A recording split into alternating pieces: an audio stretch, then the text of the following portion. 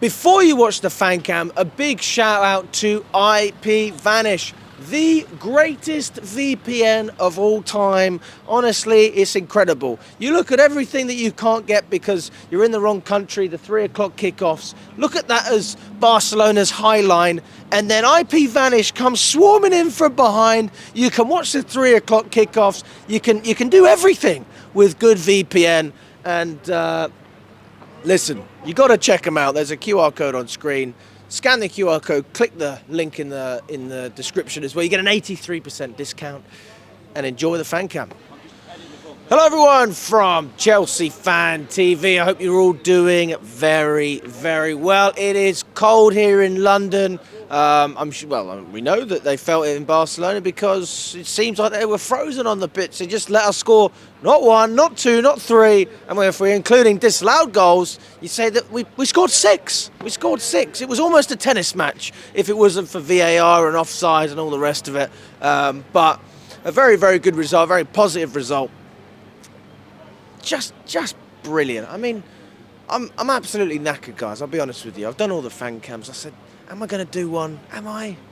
Oh, why not? Why not? This is a game where it's worth doing it. Just for the memories. It's a beautiful moment. I was right behind the gaffers. I was behind the benches. It was brilliant.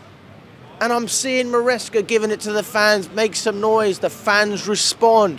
But they don't just respond because of the manager, they respond because of what they saw on the pitch with the players.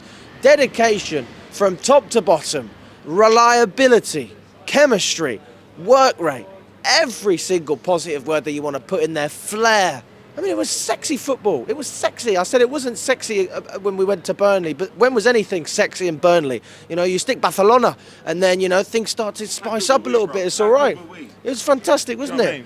It was brilliant. Very, very good. And, Barcelona came to town. They came to town. But I didn't see them actually make an entrance. I mean, they were just there and then they left. And I saw the bus moving out. Everyone's waving them goodbye, cheerio, whatever the centre-back's name is, Araujo.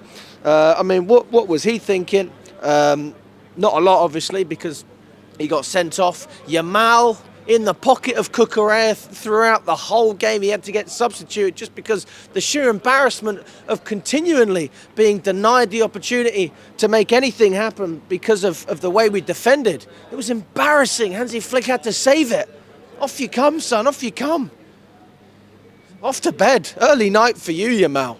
Honestly, you've got to do better than that. But, I've never been one to say that Estêvão's better than Yamal, but he was a hell of a lot better than him today. A hell of a lot better.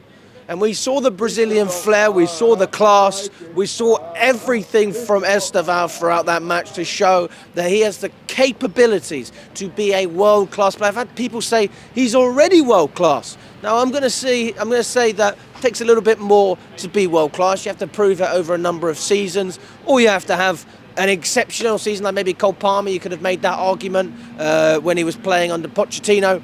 But for me, Estêvão's got to do a little bit more at this level before we can label him as world-class. But my God, he is on the way to getting there, and nobody is going to stop him at Chelsea. He has everyone's full support and the full confidence of the fan base. You hear the chants. We've got about 3-4 chants for Estêvão. Steve-O, that's all I'm hearing in Stamford Bridge. And that is the name that you are going to remember for years to come. The last player that we had that gave us this much excitement, that he could win a game with a special moment and do it on a very consistent basis, was Eden Hazard.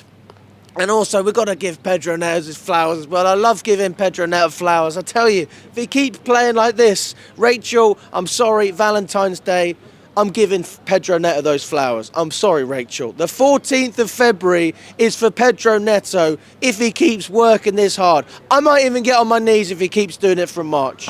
God honest truth. And I'm talking about a wedding ring, to be very clear.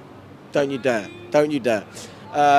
Point being, I'm a big fan of Pedro Neto. And one day you are going to wake up to the fact that I called it at Burnley and I said this guy is so reliable. He is the man you count on. He's the best comparison I could ever give is Willian. And I've said this before. Pedro Neto is like a better version of Willian. He is so reliable. He is available. He's a hard worker. He's a leader. He's a team player.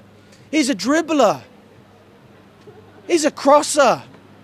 He is part of the spine of this team. People say the spine always has to be in the middle. Fine, if you want to say that. Well, Pedro Neto did play down the middle today, but he can also play on the left and he can also play on the right. That is versatility right there, and that is why Maresca starts him every week and will continue to do so against Arsenal. He will 100% start.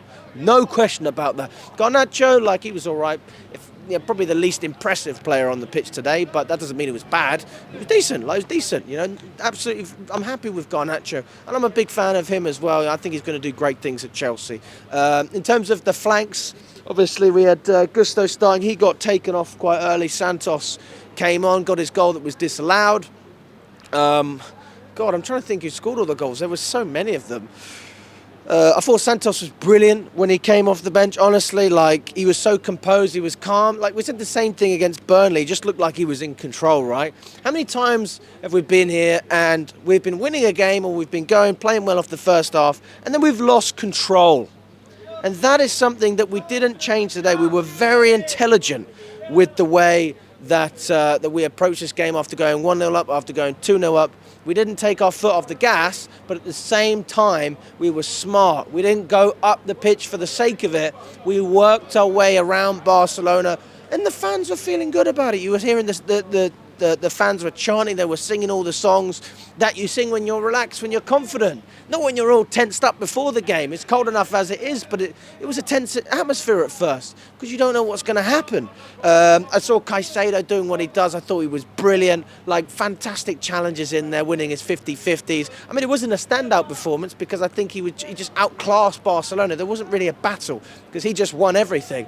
And Enzo Fernandez as well has got to get so much credit, not just for the passes, not just for the goals, the GA, the runs, but the ground he covers and the way he has improved since the beginning of last season. When I said he's not good enough for Chelsea, I said it, and I was right at the time. He was disappointing. I remember games I was arguing with Matt, who, as you know, is in love with Enzo Fernandez. He loves him so much, and that's fine, You've got to have players you love, but I say, I've got to see more. That's what I said last season. And this season, he's given me more than I even expected. He's going levels and levels beyond. It's at the stage where now, over the past couple of games, I'm looking at Fernandez and I'm going, you know what? I think you're impressing me more today than even Caicedo. And that is saying something very, very positive, because we are looking at a player now. We're looking at two players who have that position cemented. And people are saying, go and spend money. You can criticise, clearly, you can criticise our transfer policy. Those two midfielders, sensational business. £200 million, well spent. Well spent. If you're going to spend £100 million, make sure you get it right. And we did, not once, but twice. And listen, as long as we got those two in our midfield, and we got Santos in there, even Lavia is not even available yet. He'll be coming back at some point. Very, very confident with our midfield. And Robert Sanchez as well, I've got to give him credit. I thought his distribution was great. He's not upsetting me. And I feel like I should bring it up more, because we were constantly bringing up how bad he was last year and the year before that. So it's a great comeback. We just got cut off from Sanchez, so I'm just going to go from Sanchez again. This is another guy that deserves so much credit. He's been an absolute pleasure to watch in recent months. And I can see the progress that he's making, Robert Sanchez. I can't sit here and say that I think he's going to be, our number one for a long time. I can't say that, because 2 bad years, 1 good year, that's not good enough.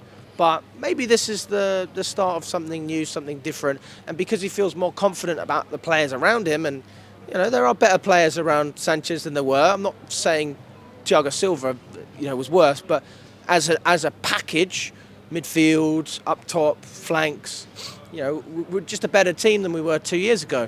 And maybe that's helping him. And now he's had a lot of time to really work on himself, and he's starting to gel into this Chelsea team. So my respect to Robert Sanchez, and keep doing what you're doing.